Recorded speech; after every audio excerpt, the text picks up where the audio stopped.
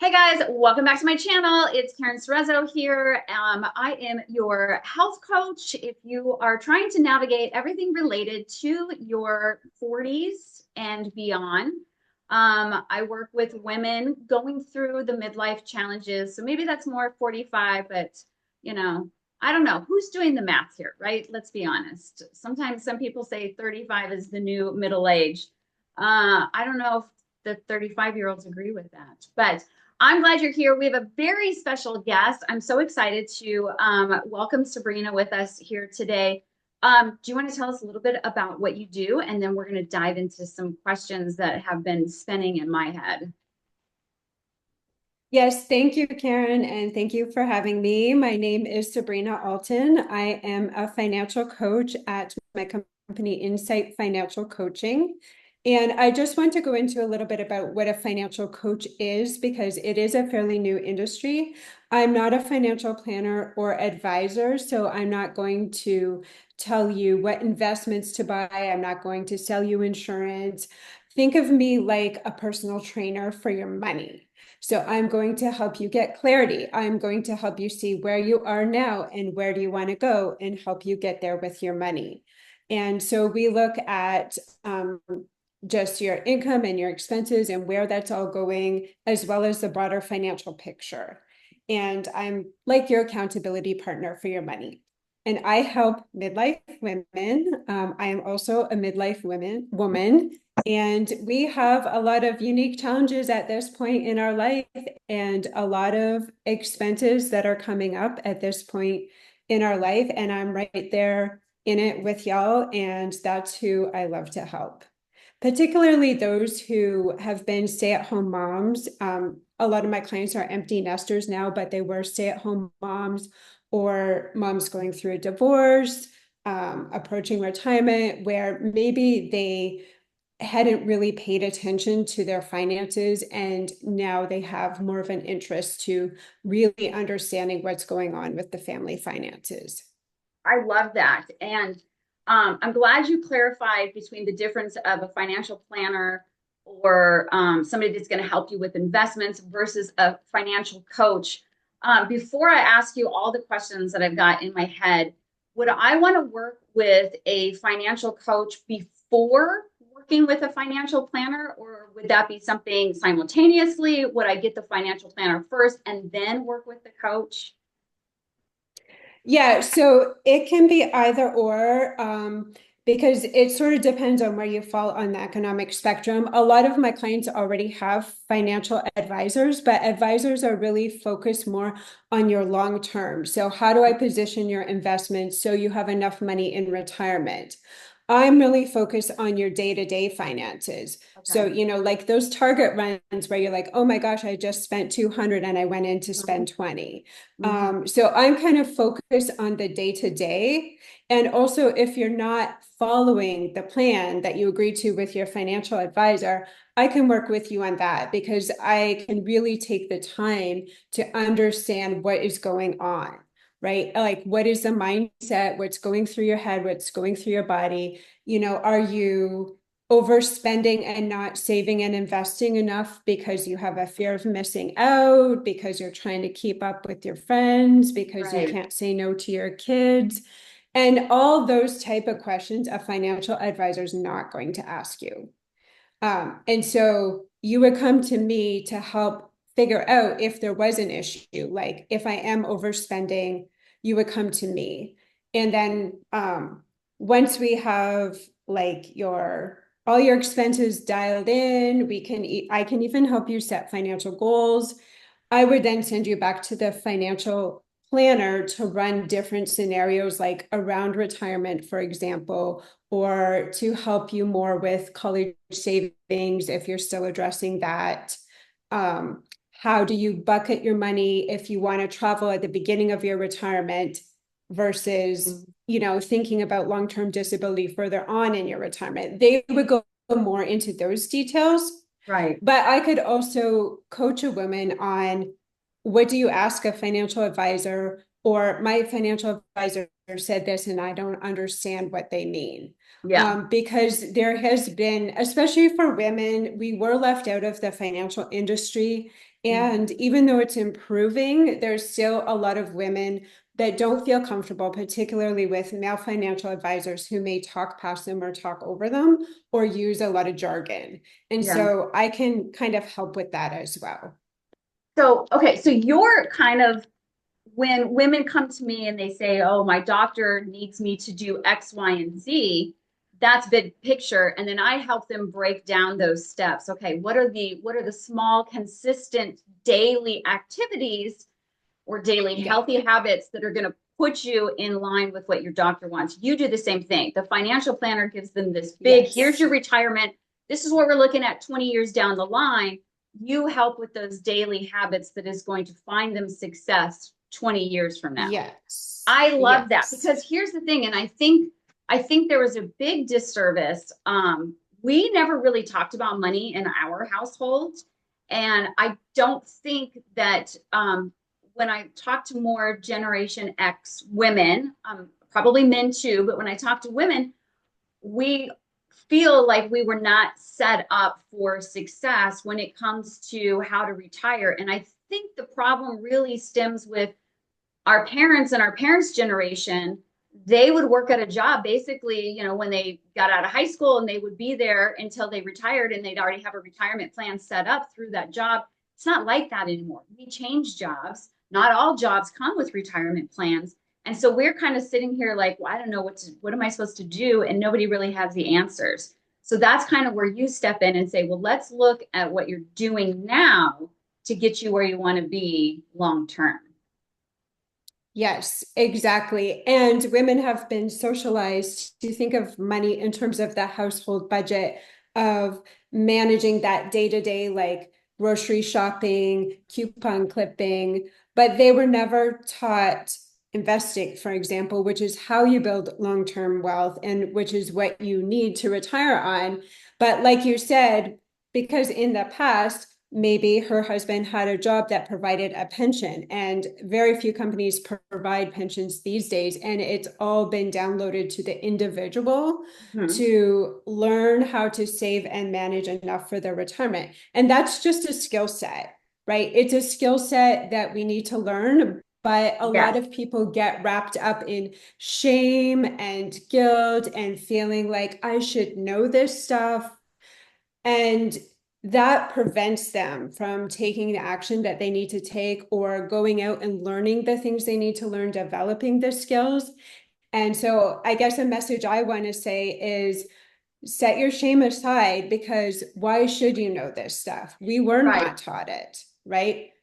My mom didn't even want to tell me how much she sold her house for. Mm-hmm. Even though I now have access to her bank account and I can see it, she still didn't want to tell me, because there is so much Yeah. secrecy around money, and there's a whole lot of changing dynamics. Like the world we grew up in is not the world they grew up in, is not the world my daughters are growing up in, and it's just different.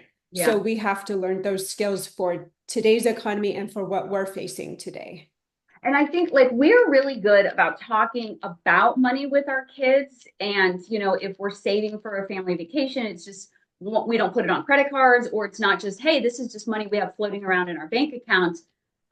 We're very open and honest with that regard, but we're still not super educated on how to invest and how to set yourself up for the future. Are you noticing the younger generations when you get younger clients? Do you feel like they know a little bit more than we did, or do you feel like there's still that gap of information going from one generation to another? So I primarily focus on midlife women, so I Okay, don't tend okay. to get a lot of younger clients, but I have a 19-year-old niece and I have teen girls, and I have spoken to them. And my niece, for example, it really does come down to who your circle of influence Yeah. is. So her dad does not believe in the stock market, right? He thinks that's where you lose money. And that's who she sees every day. Mm-hmm. So she's going to be more influenced by him than by me, right? And when you're a teenager and I try to teach her like invest now because that's going to give you the freedom to do what you want to do a Right. little bit later in life with compounding interest over time. It's not landing with her because, it's like, well, I'm making money now, so I want to spend and I want to enjoy my life. And also, she did have to pay her way through college, Hmm. right? And it's just my kids are a bit more open to like, yes, here's my graduation money, I want to invest it, but that's because that's what I've taught them. Yeah. Yeah. So it's So, still dependent on who your circle of influence is. And I think like I as a young person was just naturally interested in personal finance. So I was always kind of drawn to it. But I think that's just like if you don't have that personality, you're not going to do that. yeah. And it really depends too on like how money was presented in your household. I know for me when I started my own business, it money was hard to talk about. It was hard to ask for money from clients. It was hard to price, whatever it is I was doing for somebody. And I think it was just because I had this shame, just like you said, about talking about money. And whenever my parents did mention money, it was the fact that we didn't have money. So I always had that Yeah. scarcity.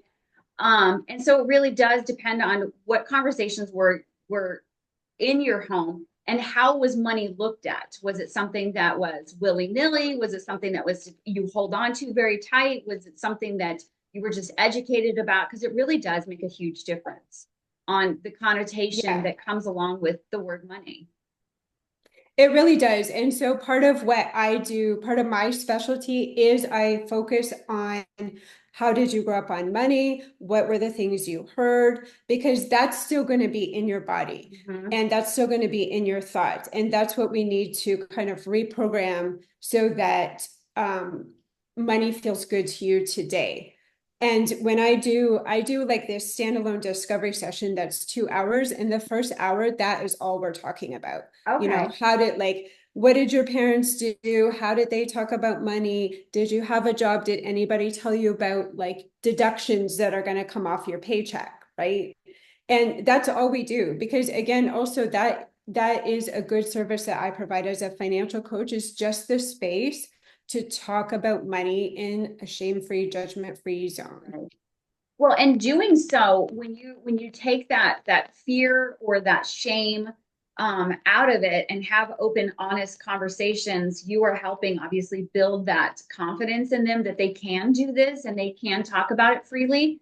But that's really empowering. And I don't think we recognize with a lot of these coaching modalities, and yours being financial coaching, that mindset is such an important component. Like I tell my people that all the Yeah. time. You can go to the gym, you can lose a ton of weight, but if you don't love yourself at a size 16, you're not going to love yourself at a size 6. Like, let's work on self compassion. You have to do the same thing. Let's look at your mindset. How do you even think about money? How is it framed? Does it scare you? Do you feel like you need to hang on to it? And so I love that you address that. Um, when we hear the term financial freedom all the time. So when you talk to clients or when they come to you and they say, I want to have financial freedom, how do you address that term? Like, how do you define it? It's interesting because when I was growing up, I remember commercials talking about Freedom Yeah. 55. And so, and I know I'm aware of the financial independence, retire early movement. And the way I think about it is just, again, it's you reach financial independence when your money is making you enough money to cover all of your expenses and everything you want to spend. That's when you're financially independent. And there's different sort of gradations of it where you're kind of almost there so you can step back from your work hours. Basically, it just gives you more options in life. And my clients, they're not as familiar actually with that movement. What they tend to come to me with is very specific questions like, can I afford this custom built home when my husband is retiring in 5 years?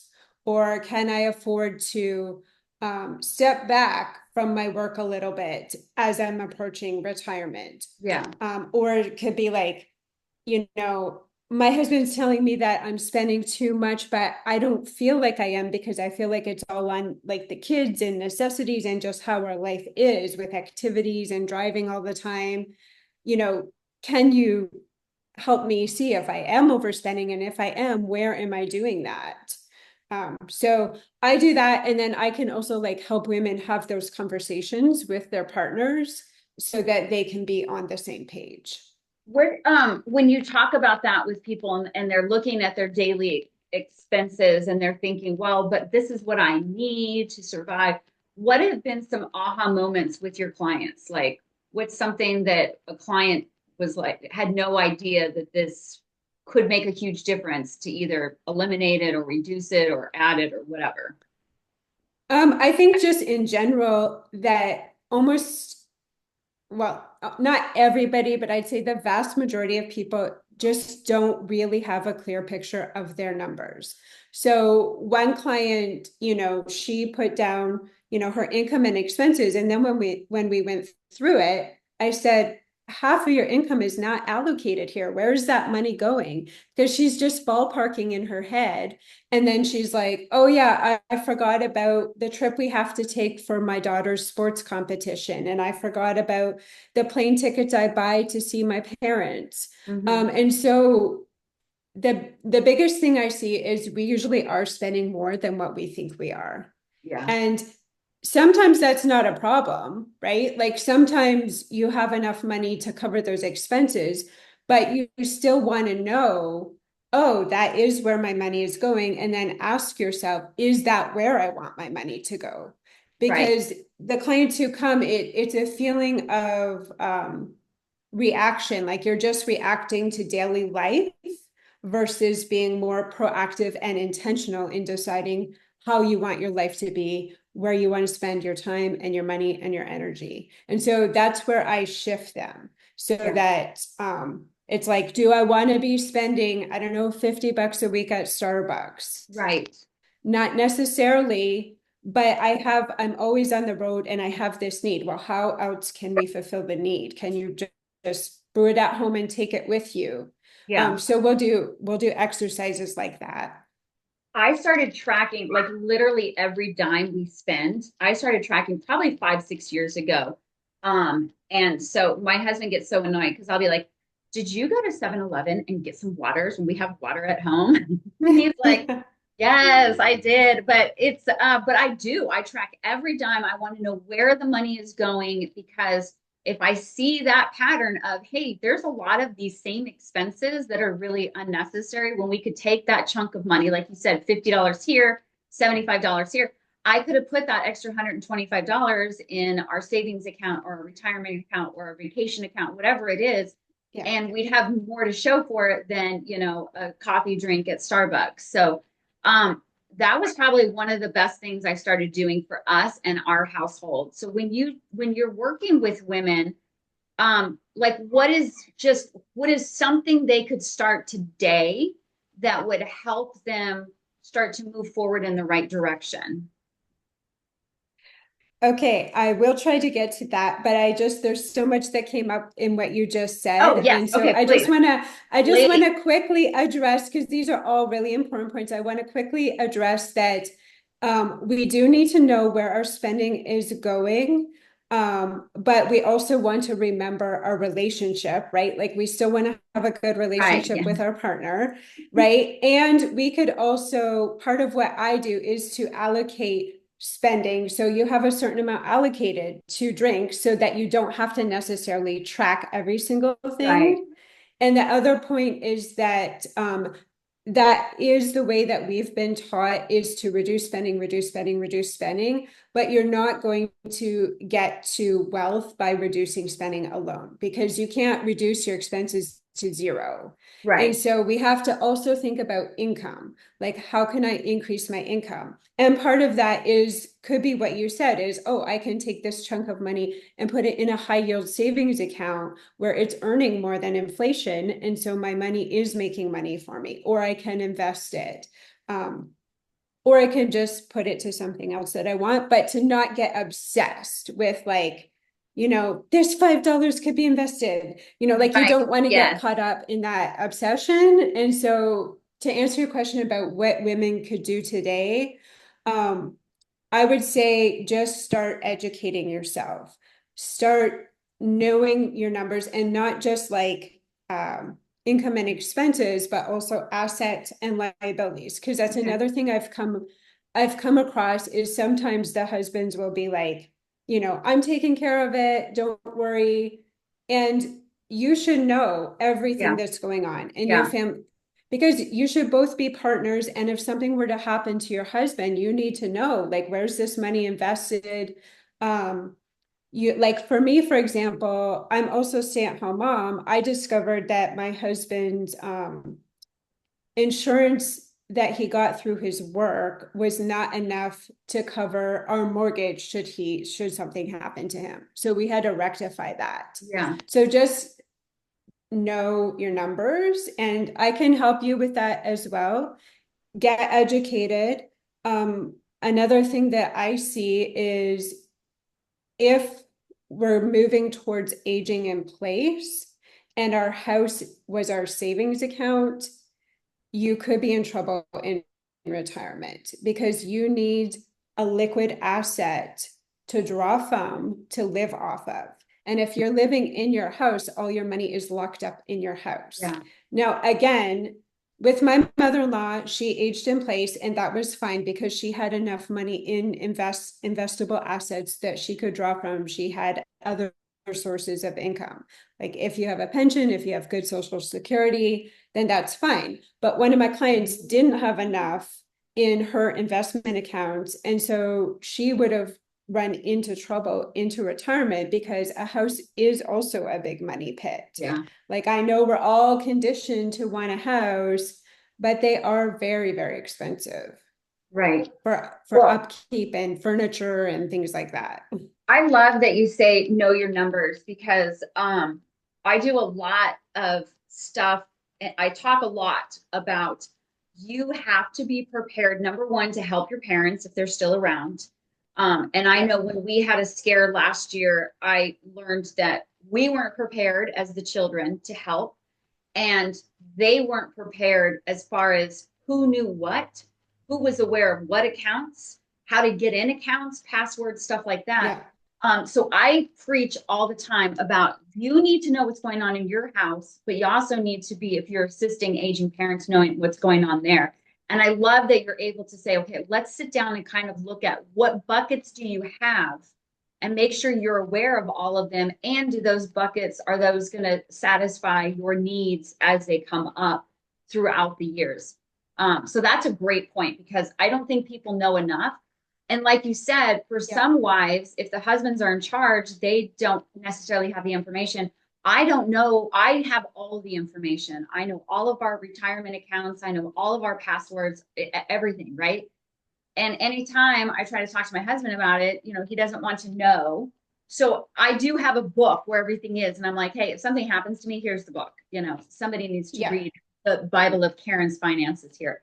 Um, and so it is important that you have those conversations for whoever is in control, and not necessarily that it has to be a 50-50, but you just both need to be Yeah. aware so there's no Yes. surprises at the end. So I love that you say that because knowing your numbers is so important.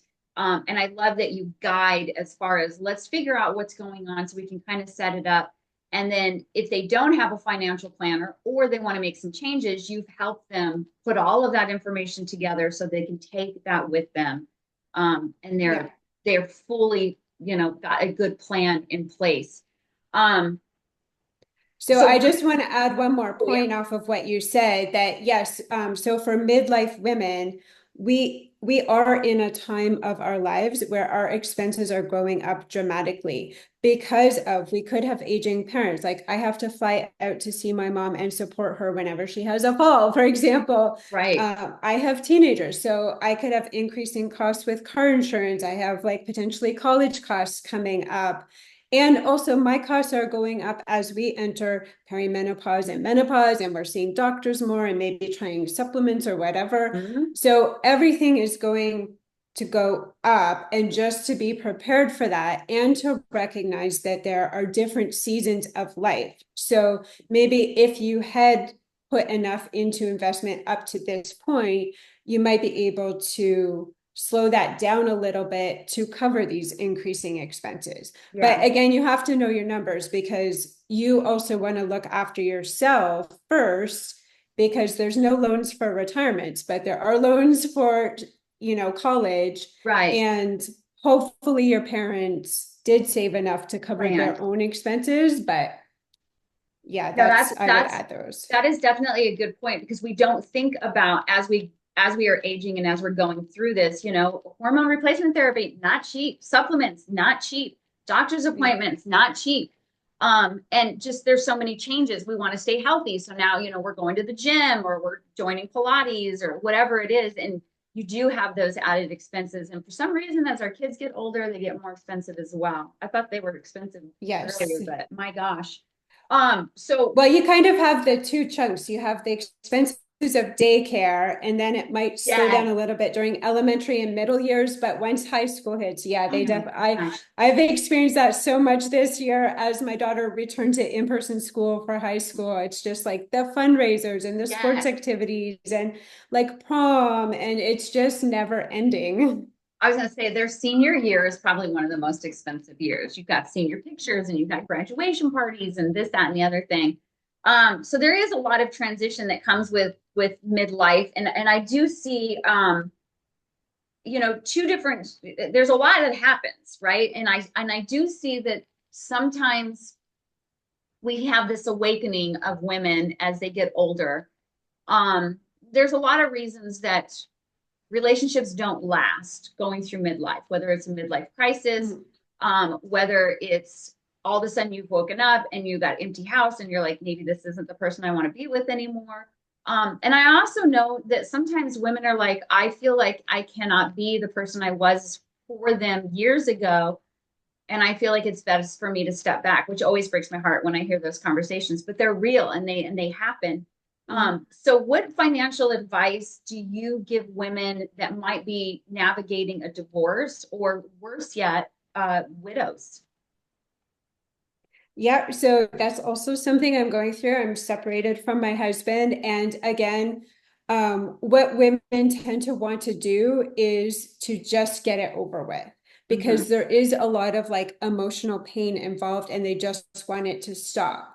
And I would say to hang in there, emotions pass, that you need to fight for yourself financially to make sure you're financially protected. So don't settle for less just to Yeah, make it stop, right, because that's going to have long-term implications for your future finances.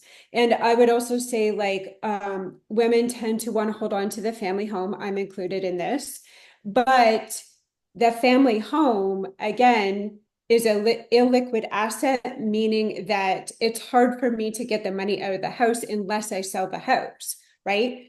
Um, so if I keep the home and my husband takes more of the investable asset, and then I need to replace the roof or something, and I don't have that money, I could just right. find myself back in that situation where I have to sell the house or I have to take out a loan.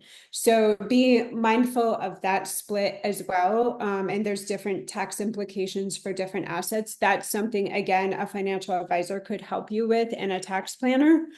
Um, but just really look out for yourself, because you're the only one who's going to do that. And that doesn't mean to, screw your husband over or anything like that. Right, right, right, It can right. still be completely amicable, but we are in a patriarchal society, and no matter how good you think your husband is, he was raised in that society too. And so there is going to be Yeah, a difference of opinion. Like again, I'm a stay-at-home mom, right? And so it's hard for him to think of like his income as the family income, but it is the family income, and his 401k is the family yeah, 401k.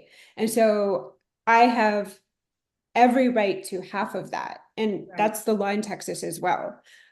So just to not back down and be like, oh, I just want to be nice or I want to be accommodating. I'm not saying you have to be like angry and contentious, but hold the boundaries No, and protect that is a yourself good point. financially. Well, and the other thing is that's a perfect opportunity. If you feel like, you know what, emotionally, I'm just too invested in this, that's exactly where you could step in and be like, okay, let me be the brain element of this and help guide you, Yes. support you, where you're, you know, in that emotional state. You don't have that emotional connection, so you can work with just, I'm just going to look at it from, you know, the numbers Yeah. standpoint without the heart involved. So, um, that is great to have you in their corner to be able to guide them. So based on that, tell us a little bit about like as we wrap up, how can people work with you? Do you have, you know, are you a virtual coach? What kind of coaching do you do? Tell us all about it. Yes, I am a virtual coach and I'm a one-on-one coach. So I will work with you personally over Zoom. I work with women anywhere in the US.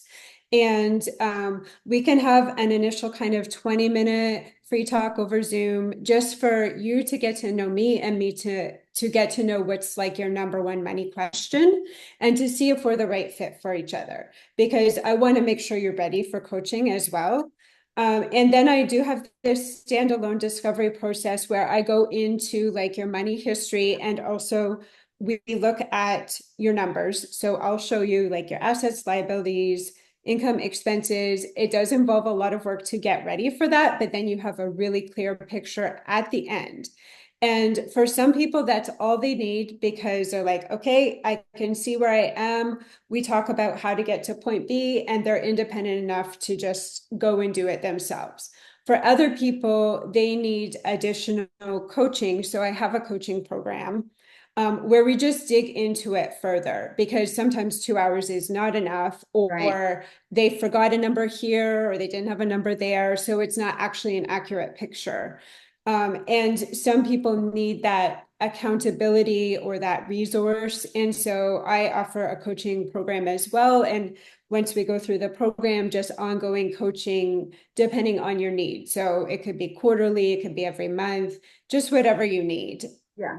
Just having that Yeah. person in your corner makes so much difference. Just like having, you know, your personal trainer or your health coach or Yes. your holistic practitioner, whatever it is that you're like, this is the person I need to help me live my best life, whether it's that financial or physical, mental, whatever. And I do love that you address the mindset because that's an important thing.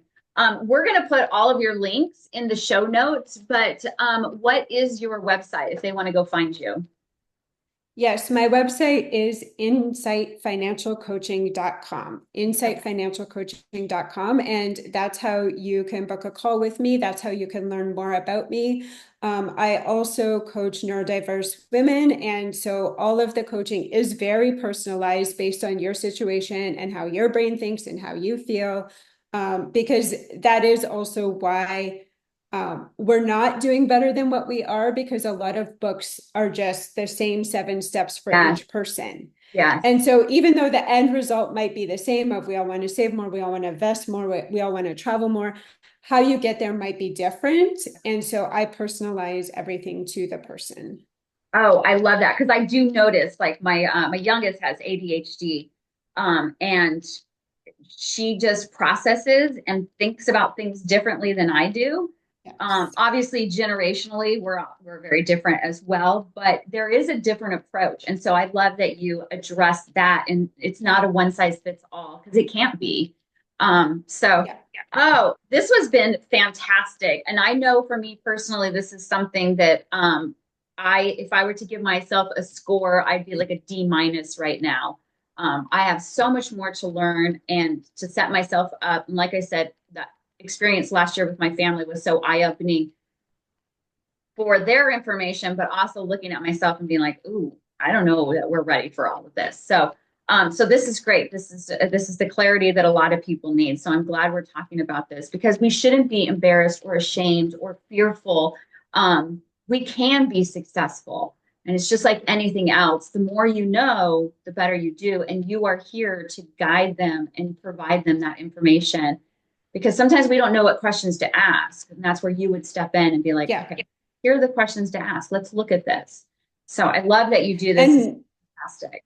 research has actually shown that women are better savers and better investors, Yes. right? And so we have to look at the facts and not just what we hear, not just what we Yeah. feel. And I would also say to you that you are doing way better than a D minus. Like if you know your numbers, if you're tracking your spending, you are at least Okay, up good. there as a B plus, you know? I will take that. And I will take it. that's another thing that women do, though, is we downplay what We skills and do. knowledge we already have, right? We downplay it. And so I'm also a confidence builder and a cheerleader, and I want to celebrate all those little wins along the way. And then if you have a back step, which you will, because that's part of the process, I'm there to say, it's okay. That's part of the process. Now let's get back on the road. Right. I love that. Oh, you are amazing. Thank you for everything that you do. And thank you for joining me because I think this is such an important conversation that we continue to have openly with our partners, with our parents, with our kids, and even with our friends. Like you don't have to give all the numbers, but I think it's important that we make it not a taboo, just like we don't, let's stop making menopause a taboo. Let's stop making finances and money a taboo. Yes. So, all Yeah, right. Well, I exactly. appreciate it. And you guys know where to find Sabrina. Otherwise, thanks for joining us, and I'll be back soon. Thank you.